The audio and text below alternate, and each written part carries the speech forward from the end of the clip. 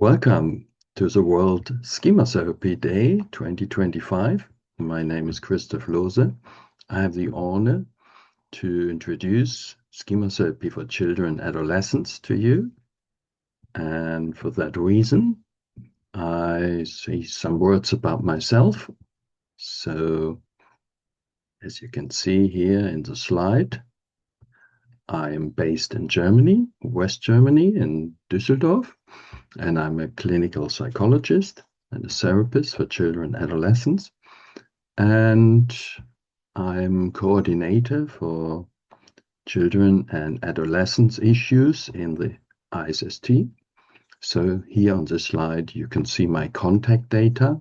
So feel free to stop the video to maybe contact me if you like, or go on the website to inform you a little bit more. But now you are here, and I'm just introducing some basic ideas of schema therapy for children so that you can get an image or an idea, what is it like? So, what is schema therapy? Schema therapy can be defined as a further development or enhancement of classical cognitive behavioral therapy. And it integrates hypno and gestalt therapy techniques, but also includes systemic attachment theory and psychodynamic theories. So what's different to classical child-based CBT? So we would say we put a strong emphasis on the emotion. So we want not only to explore the cognitions and the emotions, but we want to integrate the emotion in the session. So we are working more on an emotional level. We also strengthen particularly the relationship. It should be open and positive. Otherwise, we are working on the surface, on a cognitive surface, and that is often not really helpful when we talk about emotional issues. And we try to adjust to the child's needs, or let's say to the language of the children. And the language is usually not the words, but they like to play, or they like to have some age-appropriate techniques. So this is up to you, up to us, that we provide techniques or an approach that is age-appropriate. So more playing than talking, more seeing than hearing, more discovering, exploring by themselves, instead of inform them or explain them how the world functions. And of course, the most important people for children are the parents or parental caregivers. We also need to provide some help for the parents who are sometimes also triggered. So what we find sometimes is that their schemas are activated when they are parenting their children, and that's why it makes sense also to pay attention more to the parents and how we can help them in an emotional matter. So if they are triggered by the child's behavior, that might be really tricky and challenging things for the parents. So in general, actually, CBT is a wonderful therapy, but sometimes it's not enough. And when it is not enough, so often we find schema or schema disposition in children or adolescents when the same problems existed for many years. So the children or adolescents feel in some way defective. They feel something is wrong with me. And the longer we know or we learn about symptoms in the history of the client, the more we can expect or can assume that schemas are already developed or are going to develop. And how do we recognize schemas? Actually, we look to the behavior. So what is a problematic behavior, or what is the emotion, why the client is referred to us? And often we find that these behavior or feelings are easily triggered. So there's not you don't need a big or strong stimulation. So little cues or little things what are aversive, of course, but where what we notice is a high vulnerability. So the clients are very sensitive and they are in a way emotionally over responding. So this is a typical sign or a hint that maybe a schema or schema's disposition is in the background activated.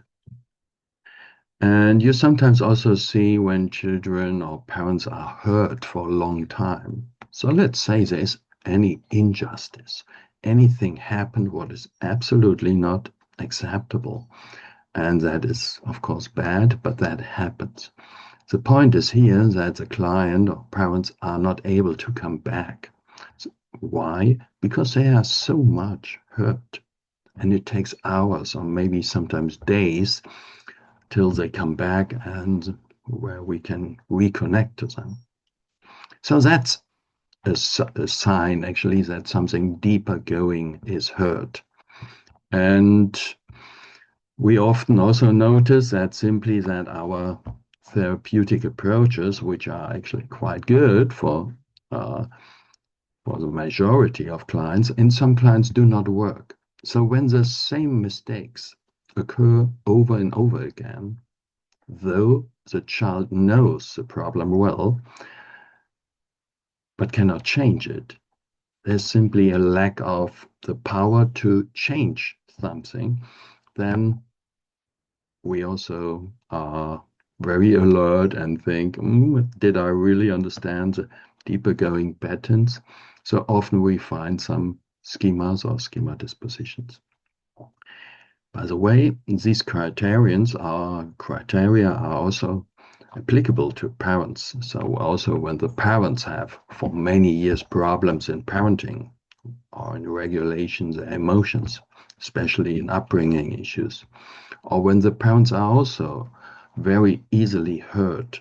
So the child is malbehaving. Okay, this is what happens. But then when parents are very, very much hurt and don't come back, so that they avoid their children because they are simply overloaded or flooded by these emotions, then we also uh, recommend to parents to go beyond counseling and that we talk more about the emotional process, what's going on in daily parenting and how children might trigger their schemas.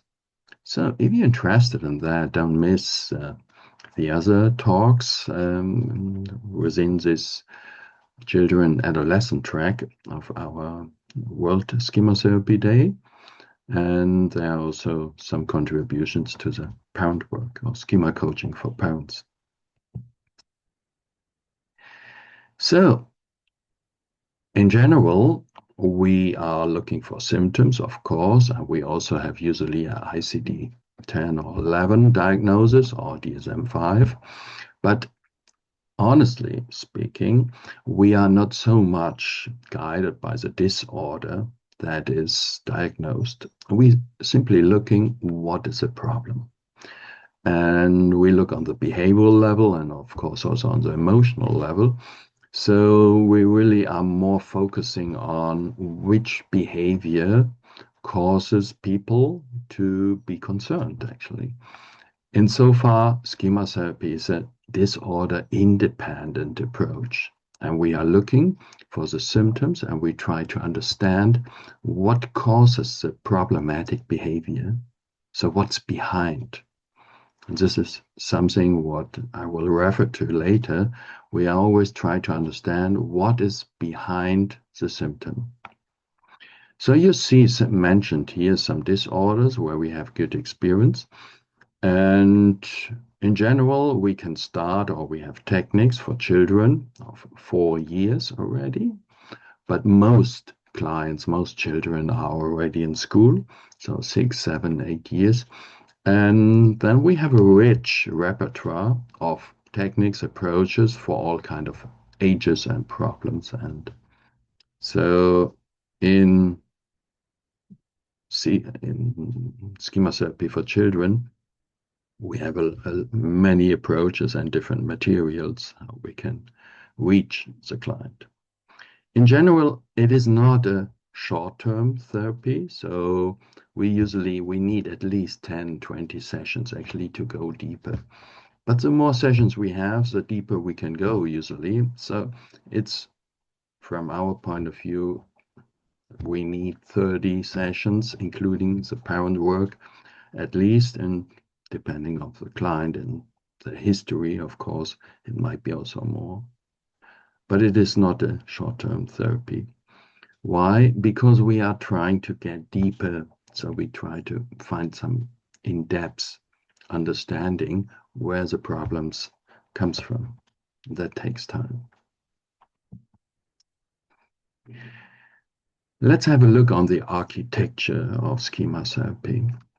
So we have four main concepts, but the most important thing is first that we build a positive and open therapeutic relationship. This is a platform on which we build our concepts, on which we are operating or practicing therapy. So when the relationship is firm and stable, we can bring in the different concepts. And the concepts start, actually, maybe the most important concept in schema therapy is the emotional need concept. I will come back to this later. But of course, we also talk about schemas or schema dispositions, and we talk about coping styles, how to cope with schema activation, and we use a lot the mode model. Let's start and shed some light on the importance of relationship building. So when we ask Jeffrey Young, or what he has written in his books, is that he regards relationship as a main agent of change. The main agent of change.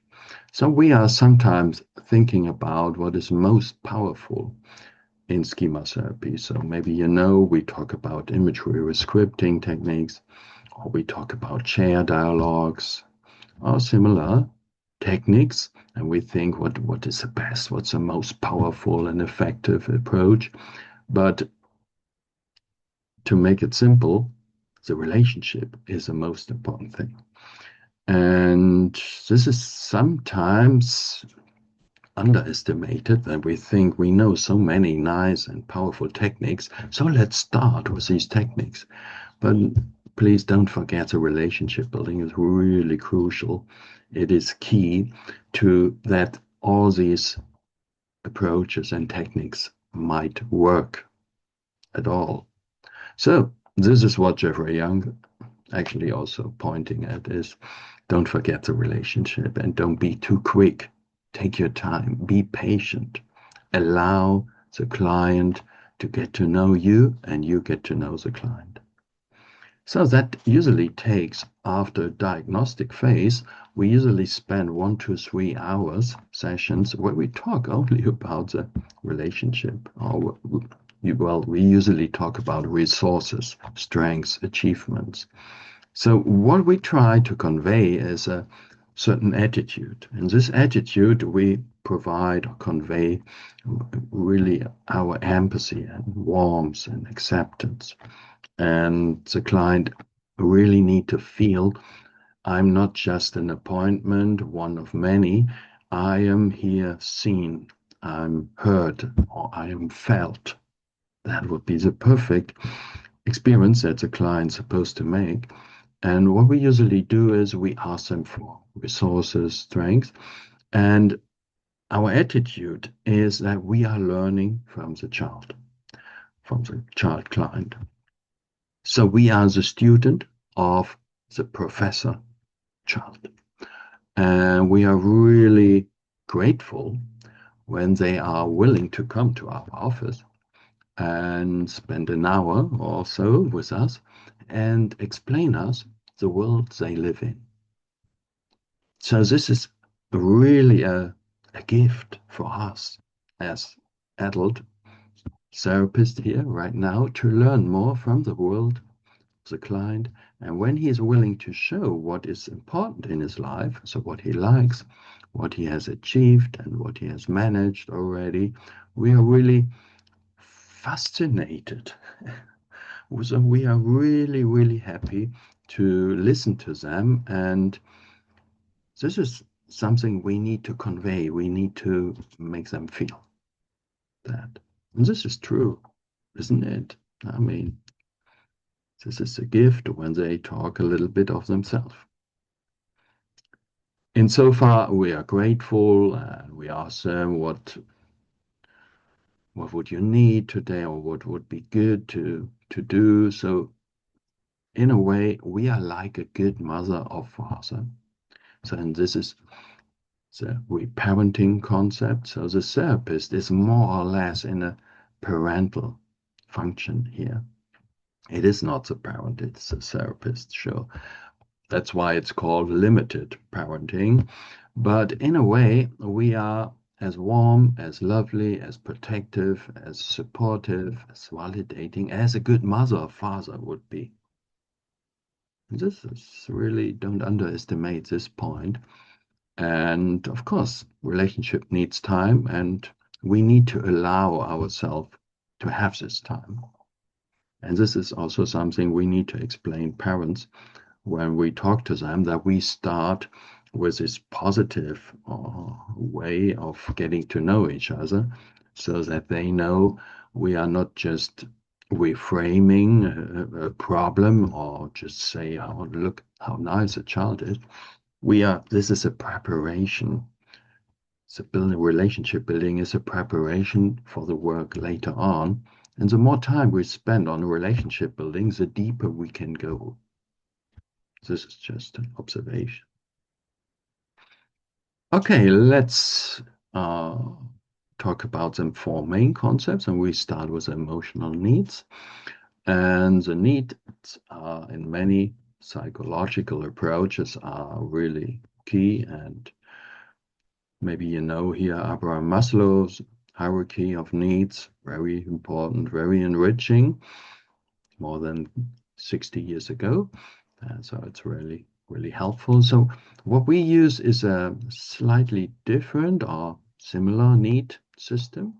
And we distinguish between existential needs. So you see on the left side, the physiological need, which is like, I need to be safe, I want to be healthy, and no violence, and so on. So all these existential needs for sleeping, drinking, food, and so on.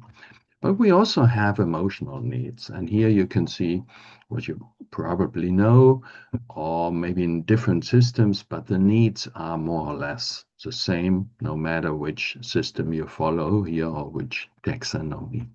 So we all have attachment needs, we have autonomy needs, we need respect, so self-worth. We also need fun, pleasure, stimulation, the right way. So a nice mixture of having fun, but also understanding the world and reaching the milestones in our development.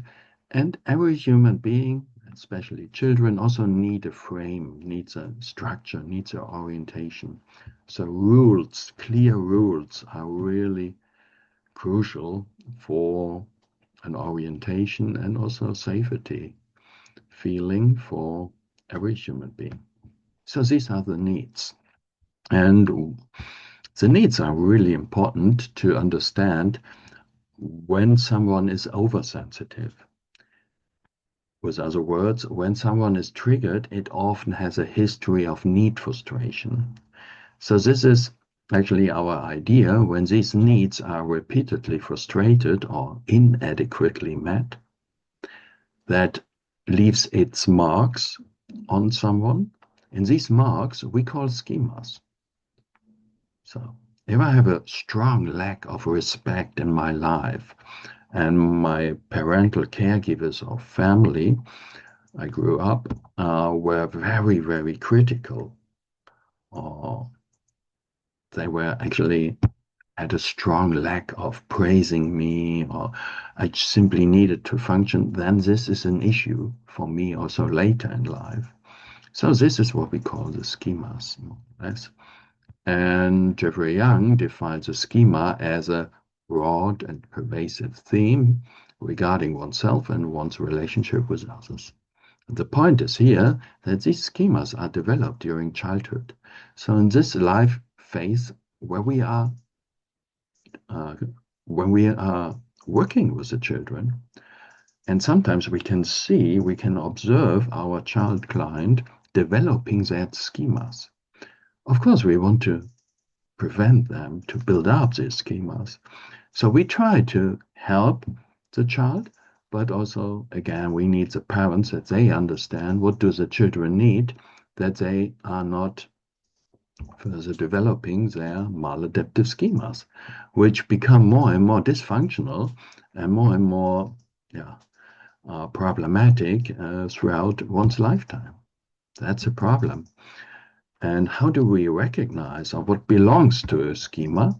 We would say there are typically four main components, and these are the memory and cognition. So this is more the rational or cognitive part of a schema. So this is also what Aaron Beck focused on. So what are, let's say, in black and white thinking, for example, and so on. So Aaron Beck already defined cognitive schemas, but Jeffrey Young added this emotional and body sensational component and focused a lot on that. So both schema concepts actually contain all these four concepts, but we have in schema therapy from Jeffrey Young more the focus on the emotional and body sensation. And that means when somebody triggers my schema, it's not just a cognitive distortion or a cognitive phenomenon. It is actually a highly emotional process. Something is going on in myself and I'm flooded with emotion. So this is the point that when the schema is activated, we are really captured. And this is something what might bother us a lot, sorry, and causes some problems, of course. How can we visualize what's going on here in the client? So every human being has needs. We talked about this. And when the needs are more or less met, we have good chances to build up positive schemas, positive buttons. When somebody pushes these buttons or activates these buttons, we are in a flow. So we are in, well, we can do something, feel good, and we are really competent and have a high level of satisfaction in a way. But of course, some needs are also frustrated, and that belongs also to the truth. Everyone has positive schemas, but also everyone has some oversensitive spots, some pain points in a way. And these are activated when the person comes into a situation that he knows or that she feels is hurting, frustrating, or threatening in some way. And let's assume need is heavily frustrated, and this person knows this need frustration from the past, then these patterns comes up, are activated. So the schema is activated, and with the schema, the emotion, the body sensation, some typical neural structures, memory cognition networks are activated, and this person looks through glasses on the situation. And then the whole perception is affected. And there's of course, a strong problem that I'm very schema focused. Actually, I'm very schema based or biased in a way to see and perceive and interpret the world. Okay. What can we do when a schema is activated? We usually try to cope as good as possible. The schema is a painful event. So usually we find three groups of copings. And according to the biological or animal realm, where we know fight or flight or freeze, Jeffrey Young has introduced that to the psychological field. He said, surrender, we can surrender to the schema, and then we just give in. We just frozen, or we accept that and hope that the schema activation will stop as soon as possible. But we can also, or humans can also avoid the schema activation. So for example, in children who show school absenteeism, or they are just social isolated, they avoid the contact with possible triggers. And then they run away, actually, or they escape, and they're in a way limited or afraid of being activated. Or they overcompensate. These are the fighters, so they overcompensate, try to dominate. Often it's an aggressive way of coping difficult situations, and that's of course also a problem. Okay, so in general, these are the symptom producer, and a symptom or problematic behavior or emotion is usually associated with frustration of needs. And if this frustration of needs has a chronic feature, so if the client knows this from the past, then it's especially powerful and can lead someone to really to a behavior which is highly problematic, but nevertheless, in this moment, the only way to survive or to lessen the pain that the schema is causing. And so far, in the short term, the symptoms are helpful to reduce the pain or to get out of the situation, but in the middle or long run, they are highly dysfunctional. And what we choose depends here on our model. So how do my parents or significant caregivers respond to similar situations? But also the temperamental factors or my learning history. Here, the operant conditioning plays an important role. However, the problem is that these coping styles, which are in the short run helpful, are in the middle and long run perpetuating the schema. So they make it more chronic, they chronify, or they make it more worse. And since the client is still young, we have a good chance to get in when we are just in time, or when we are just recognizing, hey, this family is in trouble and the parents and children need help to understand each other and to look for each other's needs. So that's a point that we work on when we integrate the mode model. So what's a schema mode? Jeffrey Young said this is a moment-to-moment emotional state. So we can change from one moment to another moment. So feel hurt maybe, or feel angry, feel afraid, feel critical, and so on. So that's a quite normal process that every human being has different states. And we try to visualize that through showing a big figure, and then within this big figure, smaller figures. And the figures are the modes, the smaller one. So we invite the client to find out which sides do you know. And in the next step, we call that mode sketch. So after the visual mode sketch, we ask them to select material. So for example, here, finger puppets. We ask them to rate their popularity. So which one do you like most? So you see here on the left, the contented mode, and then the clever and wise mode, and here's a symptom mode from this boy who has a, in some way, aggressive, problematic. The last one is always endangered from exclusion, and this is not what we accept. So we try to build a team here with finger puppets, but in general, for the clients in a mode team, we try to build a team which follows rules of fairness, of the right to show emotions, to be accepted in the group. So we want to create a good team atmosphere. And we assume every mode has a good intention, but maybe they have some problems, they have misunderstood something. But in general, we try to integrate these modes. We don't want to exclude.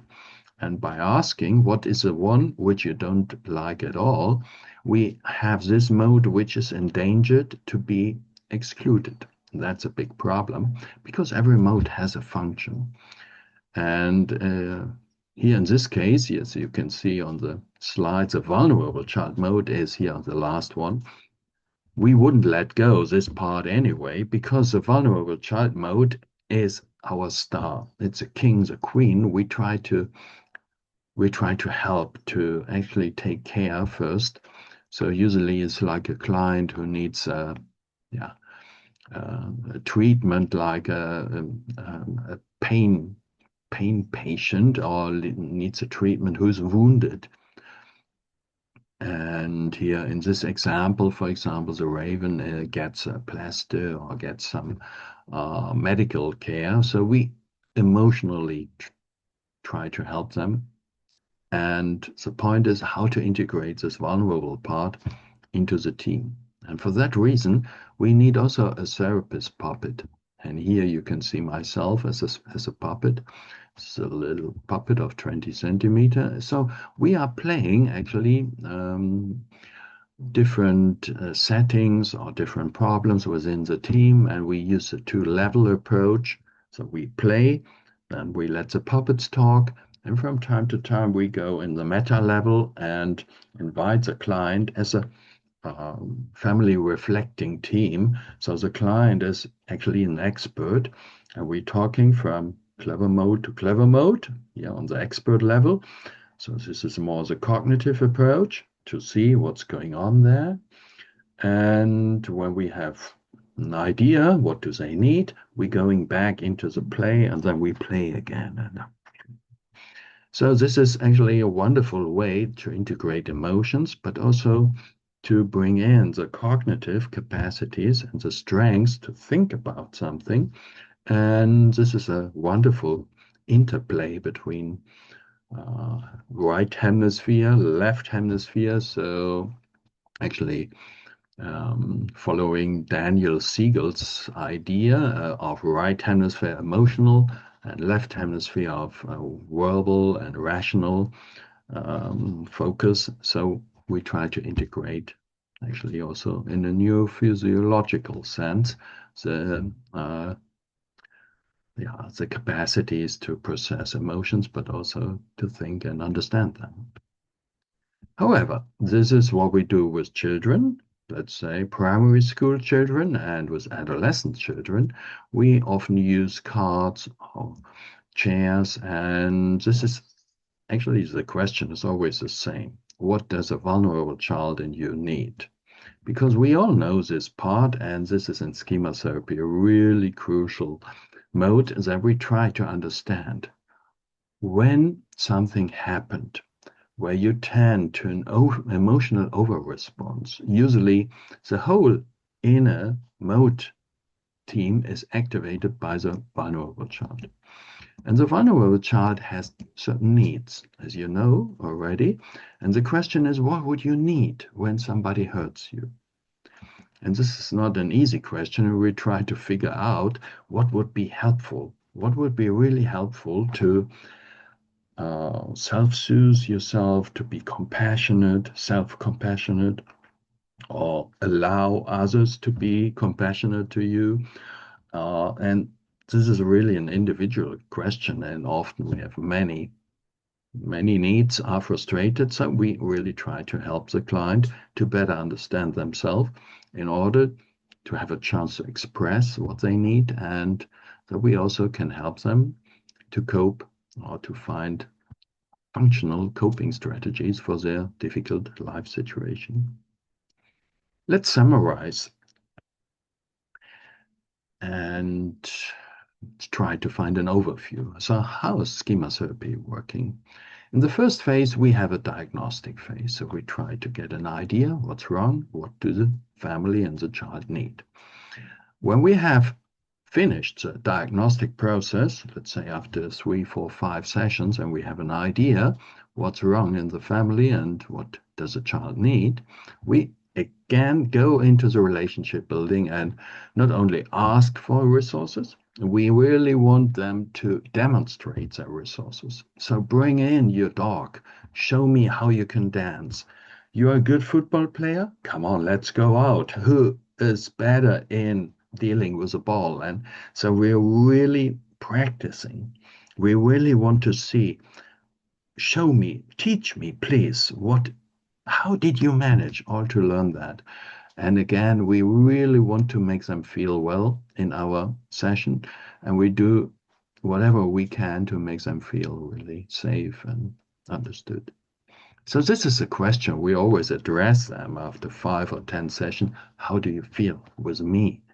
Not only here in this office, or what do you think about the therapy, but so ask for the feeling of yeah, feeling safe and understood.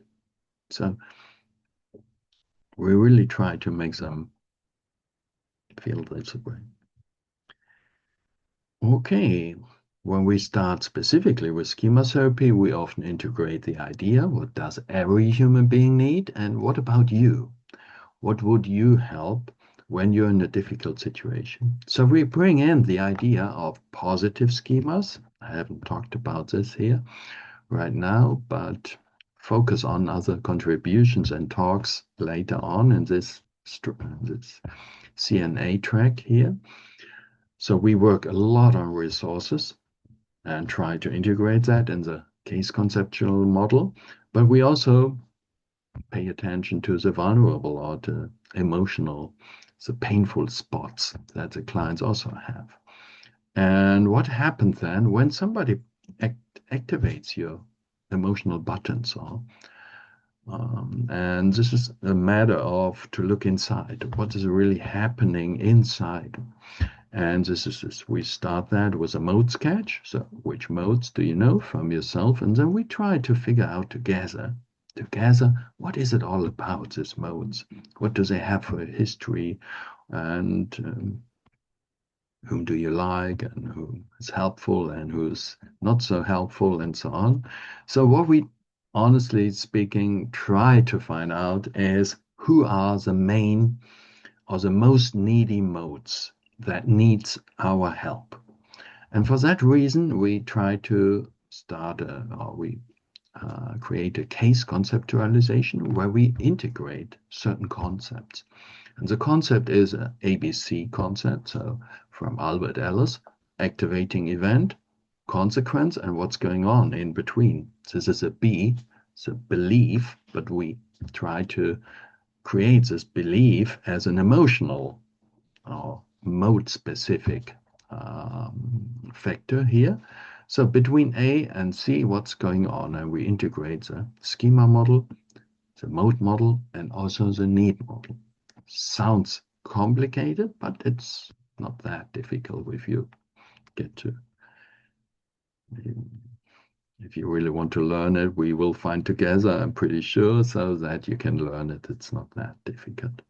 However, according to our exploration and what we find out, which modes are in some way struggling or need some support and guidance, we would choose mode-specific, or let's say factor-specific strategies. That can be chair dialogue, it can be any kind of technique within our pool for children and adolescents. The most important part, I also need to say, is practicing and doing a role play, so that we on the behavioral level also help the client to modify their behavioral patterns. And many clients do certain things not because they are convinced this is the best way. They do it just because they are used to do it. And to get rid of something what they are used to do is a really challenge itself. So in the end, we are pretty much behavioral therapists, where we really try to commit them to give it a try. Let's try another way. How could the clever and wise mode help you to cope in a healthy way for this difficult situation as good as possible? But this is also a behavioral component. And in so far, schema therapy is perfectly to integrate in the behavioral therapy. So there's no competition. Actually, we are friends. They are two friends in life. Schema therapy and behavioral therapy are very, very helpful and a perfect combination for helping clients or helping families to understand their needs and how they can hopefully help themselves in the future when they have learned to pay attention to these concepts. Thank you very much for your attention. And as you know, we have many other contributions and talks from colleagues who show you more in detail how they work. And I'm really happy.